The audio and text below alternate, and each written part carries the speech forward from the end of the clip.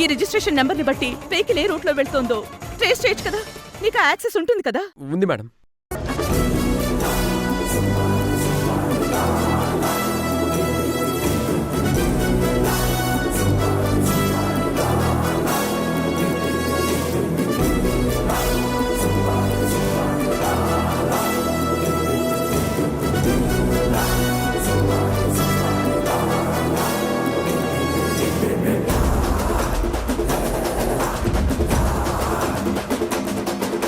Vehicle ఎక్కడుందో తెలిసిందా కళ్యాణ్?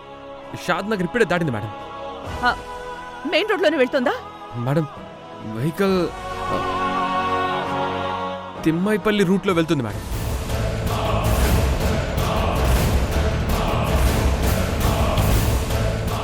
ఆ రూట్ లో స్కూల్స్ కానీ, టెంపుల్స్ కానీ, గవర్నమెంట్ ఆఫీస్ కానీ ఏమైనా ఉన్నాయా?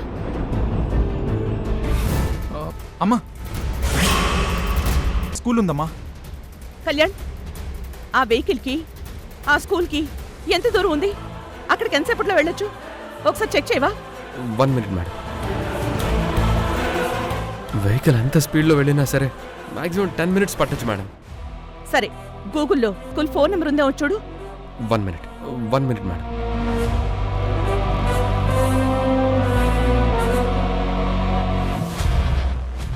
ఉంది మేడం. వెంటనే ఆ స్కూల్కి ఫోన్ చేసి ఆ స్కూల్లో బాంబు పెట్టారని చెప్పు.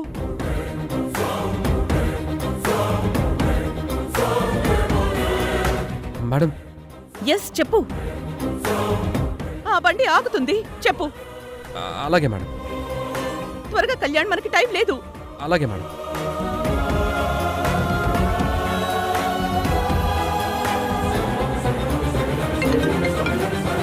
హలో, నేను పోలీస్ డిపార్ట్మెంట్ నుంచి మాట్లాడుతున్నాను. మీ స్కూల్లో బాంబు పెట్టారని మాకిప్పుడే ఇన్ఫర్మేషన్ వచ్చింది. అర్జెంటుగా స్టాఫ్ని, స్టూడెంట్స్ని స్కూల్ నుంచి బయటికి పంపించండి ఇమీడియట్లీ. అవునా? అయ్యయ్యో. మేడం, మీరు చెప్పినట్టే చేశాను. మీరు చాలా మంచి ఐడియా ఇచ్చారు మేడం. మనం వెంటనే వెళ్దాం పద. కళ్యాణ్, మనకి టైం లేదు. పద పదండి.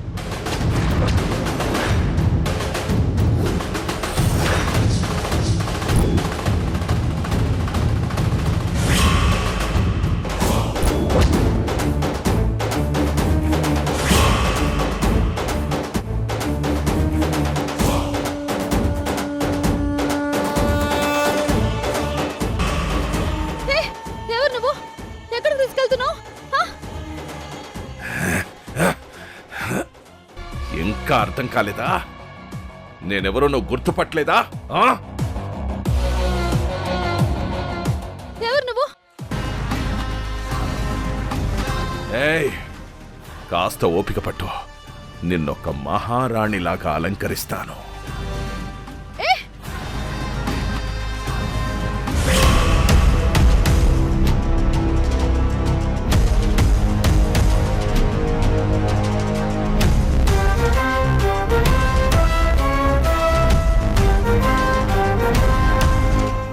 ఎవర్రా నువ్వు? ఎవరు?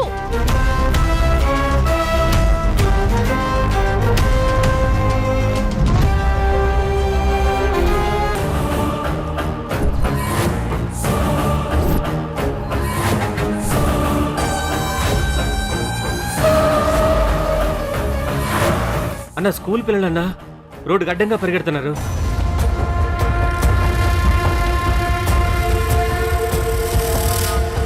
స్కూల్లో ఏదో జరిగినట్టుందన్నా. స్కూల్ పిల్లలందరూ వస్తున్నారు. ఏంటో చూసొస్తాను. ఏమైంది? స్కూల్లో ఎవరో బాంబు పెట్టారంట. బాంబా? అన్నా, స్కూల్లో బాంబు పెట్టారంట. పిల్లలు వస్తూనే ఉన్నారు. ఇదేంట్రా బాంబా?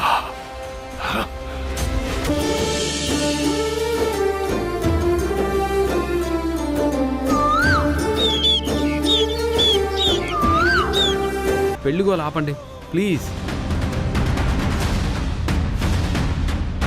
నా పరిస్థితి ఏంటో నాకే అర్థం కావట్లేదు. మీరేమో పెళ్ళి అంటూ టార్చర్ పెడుతున్నారు. బాబాయ్, పిన్ని, నేను చెప్పేదాకా నా పెళ్లి టాపిక్ తీసుకురాకండి ప్లీజ్.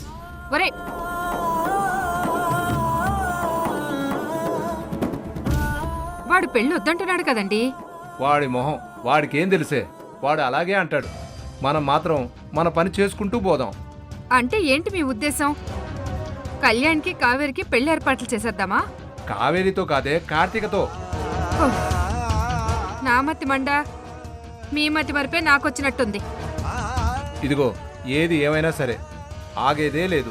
వెంటనే నిశ్చితార్థం ఏర్పాటు చేసేసి పెళ్లికి ముహూర్తం పెట్టించాల్సిందే.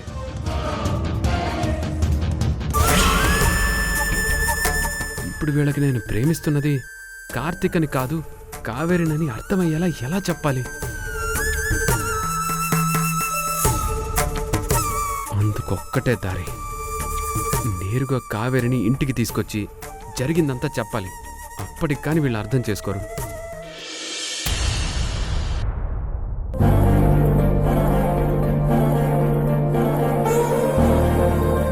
హాయ్ అమ్మా. హాయ్ కావేరి, రా. హాస్పిటల్కి రమ్మని ఫోన్ చేశావు. ఏమైందమ్మా? ఎవరికైనా బాలేదా? అవునమ్మా, తెలిసిన వాళ్ళ అమ్మాయికి యాక్సిడెంట్ జరిగింది. అర్జెంటుగా బ్లడ్ ఎక్కించాలి. అందుకే నిన్ను పిలిపించాను. ఎవరికైనా సహాయం చెయ్యాలంటే చాలు, ముందు వెనుక ఏమి చూడవమ్మా నువ్వు. ఆ బంగారు మనసే మా రానమ్మని అందనంత ఎత్తులో నిలబెట్టింది. నువ్విలాంటి మంచి పని కోసం రమ్మనాలే గాని నేను రాకుండా ఉంటానా? చెప్పు, ఎంత బ్లడ్ ఇవ్వడానికైనా నేను రెడీగా ఉన్నాను. అవును, నీ బ్లడ్ గ్రూప్ ఏంటమ్మా? నాకు తెలీదమ్మా. మరేం పర్వాలేదు. ఇక్కడ బ్లడ్ శాంపిల్ ఇస్తే వాళ్ళు వెంటనే బ్లడ్ గ్రూప్ ఏంటో చెప్పేస్తారు. ఆ, ఒకవేళ నీ బ్లడ్ గ్రూప్ మ్యాచ్ అయితే నువ్వు బ్లడ్ డొనేట్ చేస్తావు. సరే అమ్మా. సరే, రా.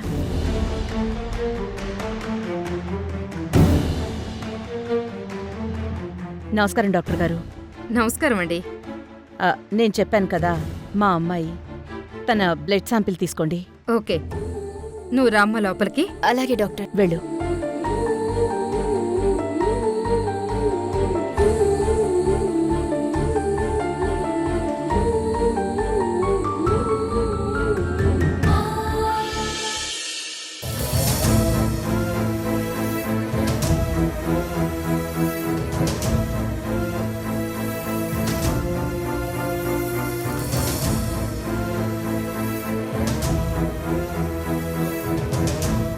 కావేరి, నువ్వు బయట వెయిట్ చేయి.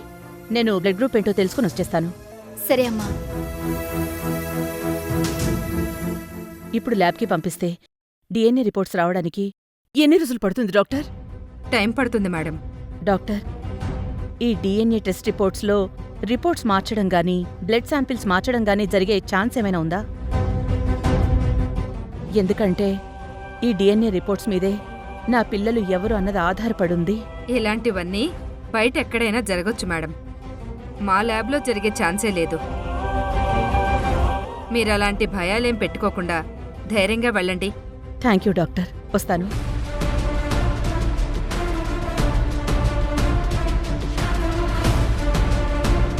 అమ్మా, నా బ్లడ్ గ్రూప్ మ్యాచ్ అయిందా?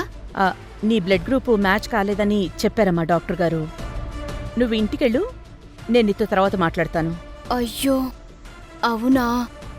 సర్లే అమ్మా, బాయ్, నేను వెళ్తాను. సరే, జాగ్రత్త.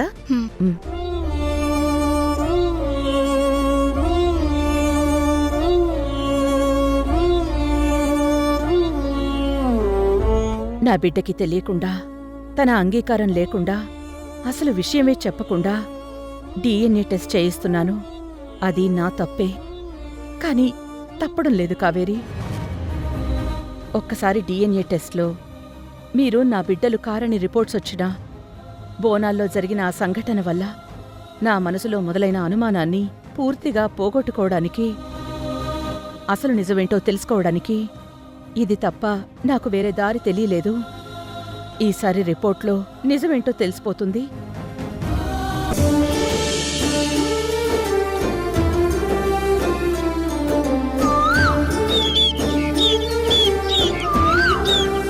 తీసుకో కళ్యాణ్.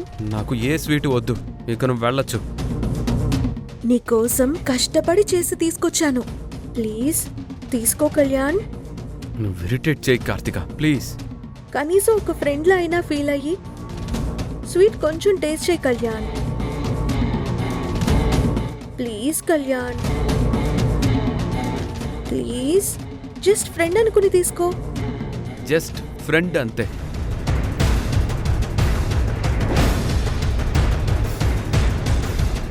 ఈ స్వీట్ తీసుకున్నాను కదా అని ఎక్కువగా ఊహించుకోకు. నీ మనసులో అనవసరంగా ఆశలు పెంచుకోకు. సరే, ముందు నువ్వు స్వీట్ తిను.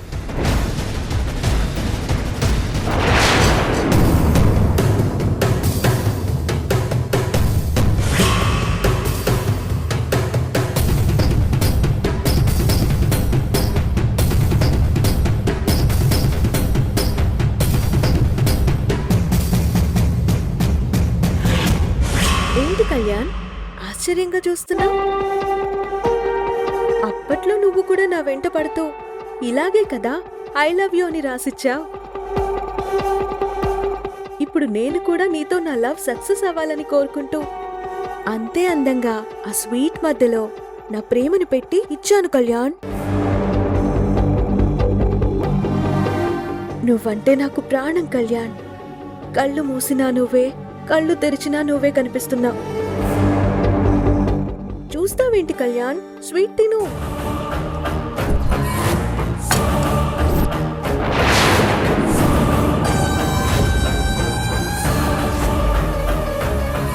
చాలు కార్తిక, ఇంకాపు.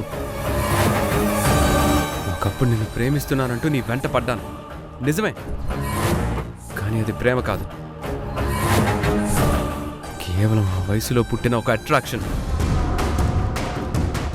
ఒకవేళ అప్పుడు నీ మీద నాకున్నది రియల్ లవ్వే అయ్యుంటే నువ్వు నాకు ఓకే చెప్పేంత వరకు నేను నీ వెంట పడుతూనే ఉండేవాడిని. ఎంతకాలమైనా వెయిట్ చేసేవాడిని. కానీ జస్ట్ అట్రాక్షన్ కాబట్టే నువ్వు నో చెప్పగానే ఆ నెక్స్ట్ మినిట్లో నేను నా మనసులో నుంచి తీసేశాను. చాలా ఈజీగా నిన్ను మర్చిపోయాను. కానీ కావేరి మీద నాకున్న ప్రేమ అలాంటిది కాదు. నా ఊపిరి, నా ప్రాణం, నా జీవితం అన్నీ తనే. కావేరిని నేను ఎంతలా ప్రేమిస్తున్నానంటే తను వేరే ఒకటితో తిరుగుతుందని తెలిసినా కూడా తన మీద నాకున్న ప్రేమ రవ్వంత కూడా తగ్గలేదు. నా ప్రేమలో ఏ మార్పు లేదు. నేను కావేరిని మాత్రమే ప్రేమిస్తాను. I love Kaveri. వీడిని ఎలా మార్చుకోవాలో అస్సలు అర్థం కావట్లేదు. వీడు నేను చెప్తే వినేలా లేడు. వీడిని మార్చాలంటే ఆ కావేరి వల్లే అవుతుంది.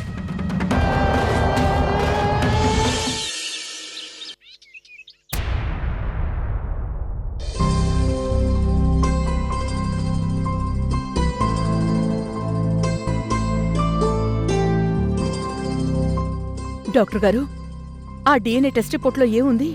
కంగారు పడకండి రాణమ్మ గారు, కూర్చోండి. శుభవార్త మీకు చెప్పబోతున్నాను. కూర్చోండి. డాక్టర్, తొందరగా చెప్పండి. తొందరగా చెప్పండి డాక్టర్. కావేరి మీ కూతురి రాణమ్మ గారు.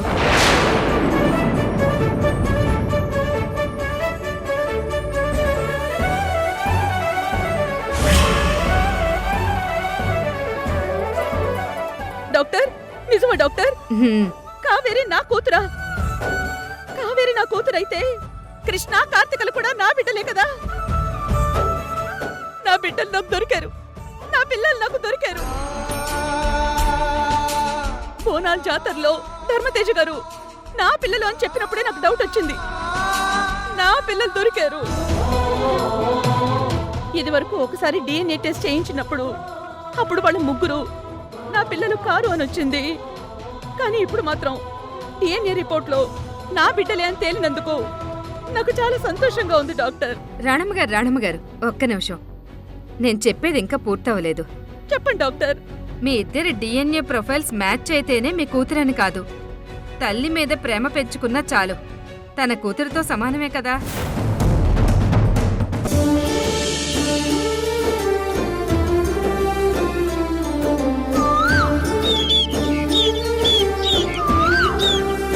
విఘ్నేశ్వర,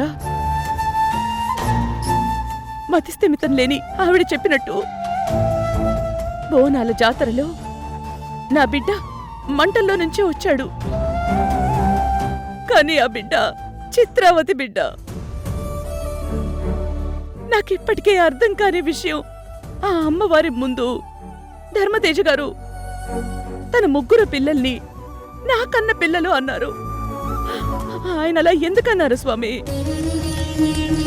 నా కడుపు తీపిని దాచుకోలేక, ఆపుకోలేక, ఆ పిల్లలే నా కన్న పిల్లలేమో అన్న ఆశతో వాళ్ళ బ్లడ్కి DNA టెస్ట్ కూడా చేయించాను స్వామి. ఆ రిపోర్ట్స్ లో వాళ్ళు నా పిల్లలు కారు అని తేలిపోయింది. మరైతే నా పిల్లలు ఎవరు స్వామి? వాళ్ళు ఎక్కడున్నారు? ఇప్పుడు నా బిడ్డలు ఎక్కడున్నారు? నా పిల్లల్ని నేను ఎలా కలుసుకోవాలి? ఒక్కసారి దారి చూపించి నా బిడ్డల్ని నాకు చూపించు విఘ్నేశ్వర.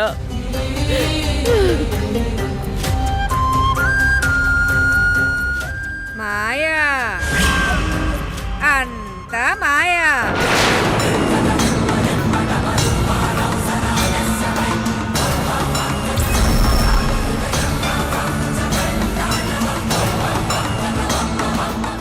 అంతా ఈ విఘ్నేశ్వరుడి మాయా, ఆ శివుడి మాయా, నీ కృష్ణయ్య మాయా. అంతా ఒక పెద్ద జగన్నాటకం. ఈ సృష్టిని నడిపించే ఆ దేవుడి మాయా ఎవరికీ అర్థం కాదు.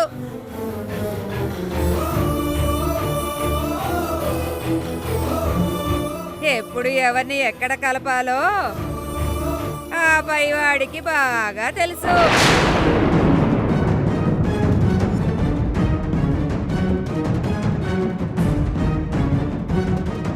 దానికి సమయం, సందర్భం రావాలి. కలుపుతాడు, వాడే కలుపుతాడు.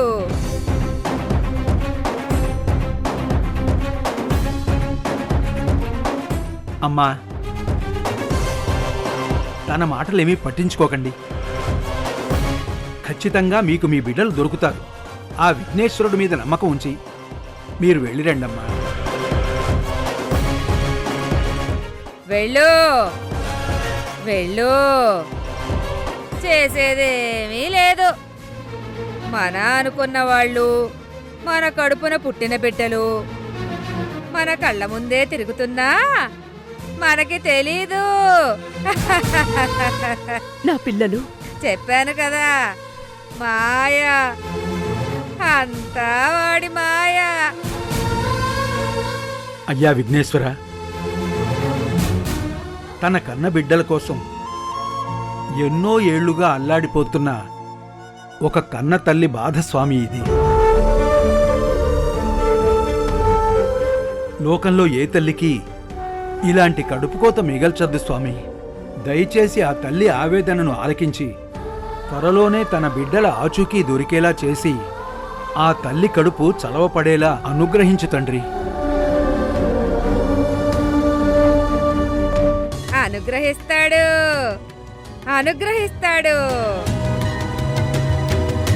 నువ్వు చేయాల్సిన పోరాటాలు అయిన తర్వాత అనుగ్రహిస్తాడు.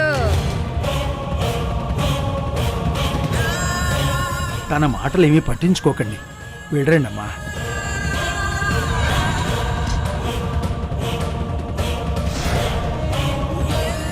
వెళ్ళు,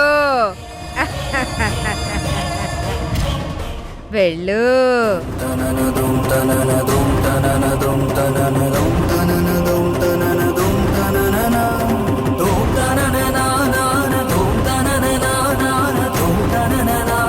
వెళ్ళు.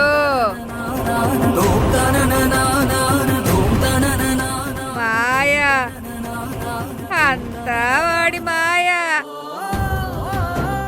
ఇదొకటి ఎప్పుడూ ఇక్కడే పడుంటుంది. ఏంటి విఘ్నేశ్వర ఇది?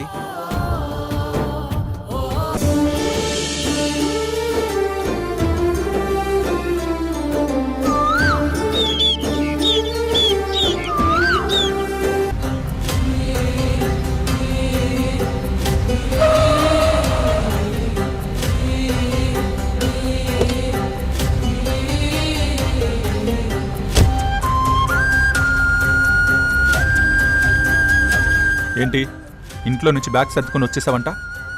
ఎక్కడికి వెళ్తున్నావు? మా పుట్టింటికి. ఇంత సడన్ గా ఎందుకు వెళ్తున్నావు? ఎందుకు వెళ్ళకూడదు? కనీసం నాతో ఒక్క మాటైనా చెప్పలేదు. మళ్ళీ తిరిగి రావాలనుకున్న వాళ్ళు వెళ్ళొస్తానని చెప్పి వెళ్తారు. మళ్ళీ తిరిగి రాని వాళ్ళు ఇంకా చెప్పి వెళ్ళడం ఎందుకు? అసలు ఇప్పుడు ఏం జరిగిందని ఇప్పటికిప్పుడు ఇంట్లో నుంచి వెళ్లాల్సిన అవసరం ఏమొచ్చింది? మరి నేను ఇంట్లో ఉండాల్సిన అవసరం ఏముంది? ఆ ఇంట్లో నాకంటే పంకజమే నయం. అందరితో మాట్లాడుతుంది, అన్ని పనులు చేస్తుంది, స్వేచ్ఛగా వెళ్తుంది వస్తుంది. కానీ నేను ఆ ఇంట్లో నాకు ఒక రకమైన లోన్లీగా అనిపిస్తుంది. నువ్వేమో నన్ను దూరం పెడుతున్నావు. మీ అమ్మేమో మా అత్తయ్య నేను కలిసి మీ ఆస్తి మొత్తాన్ని కొట్టడానికి వచ్చినట్టు నిందిస్తూ అనుమానిస్తున్నారు. ఆ ఇంట్లో ఒక్కొక్కరు ఒక్కొక్కలా ఉంటున్నారు. అందుకే అవన్నీ భరించలేకే నేను వెళ్ళిపోవాలని డిసైడ్ అయ్యాను. మరి ఆ రోజు డైవర్స్ తీసుకోవాలన్నప్పుడు అంత ఏడ్చావు. అయినా నువ్వు మారలేదు కదా కృష్ణ. నేనే తప్పు చేయలేదని ప్రూవ్ అయిన తర్వాత కూడా నీ మనసు మాత్రం మారలేదు కదా. ఇప్పటికిప్పుడు మారిపోయి వెంటనే మర్చిపోయేంత చిన్న పనిలా మీరు చేసింది. ఎంత పెద్ద ద్రోహం చేశారు మీరిద్దరు. తప్పే స్వామి, తప్పే. నిజం చెప్తే నువ్వెలా రియాక్ట్ అవుతావో, అసలు పెళ్లి చేసుకుంటావో లేదో నన్న భయంతో చెప్పకపోవడం మా తప్పే. అంత మాత్రాన శాశ్వతంగా దూరం పెడతావా? శాశ్వతంగా దూరం పెడతానని నేనేమి నీకు చెప్పలేదే. మరి ఎన్నాళ్ళిలా? అందుకు కాలమే సమాధానం చెప్తుంది. ఇప్పుడు మాత్రం నువ్వెక్కడికి వెళ్లాల్సిన అవసరం లేదు. వచ్చి కారు ఎక్కు, మన ఇంటికి వెళ్దాం. నేను కారుకి ఇంటికి తిరిగి రావాలంటే నాదో కండిషన్ కృష్ణ. ఇంతకు ముందు కృష్ణ నాతో ఎలా ఉన్నాడో, నన్ను ఎలా ప్రేమగా చూసుకున్నాడో, అలాగే ఆ పాత కృష్ణలాగానే నన్ను చూసుకుంటానని మాట ఇవ్వు, వస్తాను. అలాగే మనిద్దరికీ ఒకే గదిలో 2 పడకలు కాకుండా ఒకే పడకపై నాతో సంతోషంగా ఏడాది తిరిగేలోపు మీ అమ్మా నాన్నలకు ఒక పాపనో బాబునో ఇస్తానని మాటివ్వు. నేను నీతో వస్తాను. నువ్వు అటు తిరిగి ఇటు తిరిగి మళ్ళీ అదే ప్రస్తావన తీసుకురాకు. నా కోపం ఎప్పుడు తీరుతుందో అప్పుడు చూద్దాం. సరే, నీ కోపం తీరినప్పుడే వచ్చి తీసుకురా. అప్పటి వరకు నేను మా ఇంట్లోనే ఉంటాను. నువ్విప్పుడు ఇలా వెళ్ళడం నాకు ఇష్టం లేదు ప్రియా. ఎందుకు ఇష్టం లేదు? నా మాట అంటే విలువ లేదా? నేనంటే నీకు ప్రేమ లేదా? ప్రియా, నేను చెప్పేది అర్థం చేసుకో. అవన్నీ మనం ఇంటికి వెళ్ళాక మాట్లాడుకుందాం. ఇంటికి వెళ్దాం పద. అలా కుదరదు కృష్ణ. నన్ను ముందులాగే ప్రేమగా చూసుకుంటాను, నాతో సంతోషంగా ఉంటానని ప్రామిస్ చేయి. అప్పుడు నేను ఇంటికి వస్తాను.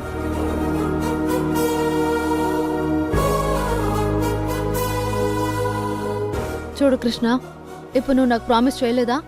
నేను వెళ్ళిపోవడం మాత్రం ఖాయం. ఆల్రెడీ క్యాబ్ బుక్ చేసుకున్నాను. నిన్ను నేను దూరంగా పెట్టినా మా ఇంట్లో నీకేం తక్కువ చేయలేదు కదా. 3 పూటల ఫుడ్ ఎక్కడున్నా దొరుకుతుంది కృష్ణ. అందులో సంతోషపడ్డానికేముంది?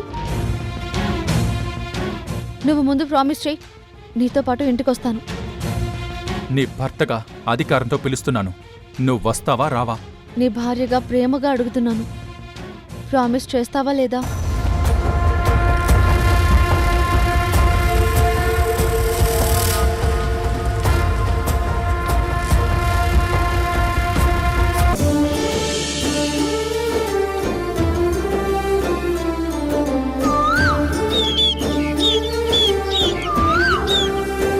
మల్లన్న స్వామి, నా మనసులోని 3 కోరికల్ని విన్నవించుకుని నీకు ఈ ముడుపులు కట్టాను తండ్రి.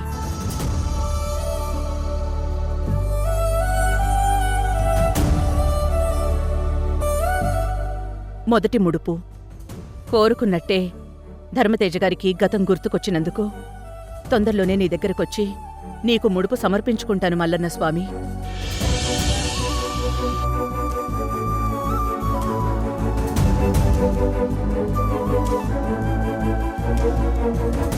ఈ 2వ ముడుపు, నా పిల్లలు నాకు దొరికినప్పుడు నీ పాదాల దగ్గర పెడతానన్నాను.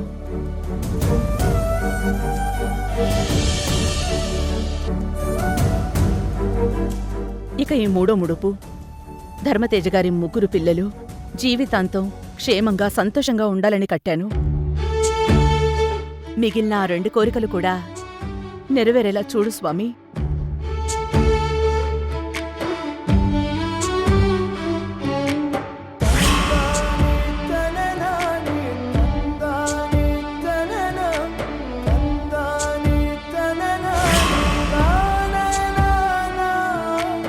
పుష్ప పుష్ప అరే చిత్రవతి గారు మీరా రండి కూర్చోండి.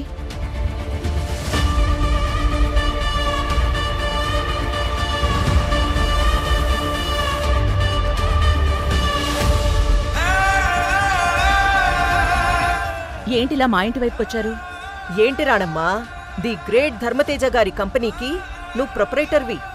పైగా టోటల్గా మా ఆస్తులకి సంబంధించి పవర్ ఆఫ్ అటార్నీ నీ పేరు మీదే ఉంది. అలాంటి నువ్వు ఏదో పెద్ద రాజభవనంలో ఉంటావని అనుకున్నాను. హా, తీరా చూస్తే మీ ఇల్లు మా ఇంట్లో స్టోర్ రూమ్ అంత కూడా లేదు. అయితే నువ్వు నిజంగానే చాలా సిన్సియర్ అనుకుంటా రాణమ్మా. మా ఆస్తిని కంపెనీ డబ్బుని నువ్వు మింగేసే రకం కాదులే. అదంతా కాదు చిత్రావతి, దారి తప్పి మా ఇంటికొచ్చావేంటి? ఏం లేదు రాణమ్మా, నీ పవర్ ఆఫ్ అటార్నీ రద్దు చేయించాలి కదా, దానికి సంబంధించే లాయర్ గారితో మాట్లాడి వస్తున్నాను. హా, పైగా నువ్వు నన్నెప్పుడు నీ ఇంటికి ఇన్వైట్ చేయలేదు కదా, ఇటుగా వెళ్తూ నీ ఇల్లు చూద్దామని వచ్చాను. తర్వాత ఎలాగూ మా ఆస్తులు మాకు అప్పగించేశాక నీకు మాకు ఎలాంటి సంబంధం ఉండదు కదా. ఏంట్రానమ్మా, ఇంటికొచ్చిన వాళ్ళకిచ్చే మర్యాద ఇదేనా? కాఫీ, టీ, జ్యూస్ ఇలాంటివేం లేవా? పుష్ప వెళ్ళి కాఫీ తీసుకురా. ఇప్పుడే తీసుకొస్తాను.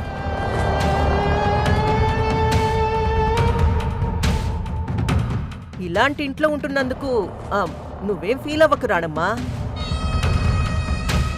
పవర్ ఆఫ్ అటార్నీ క్యాన్సిల్ అయ్యాక ఇన్నాళ్లుగా మా ఆస్తిని కాపాడినందుకు నీకొక 1% షేర్ ఇస్తానులే. ఆ డబ్బుతో ఇలా స్టోర్ రూమ్ అంత కాకుండా ఏదైనా పెద్ద బంగ్లా కొనుక్కొని అందులో ఉండు.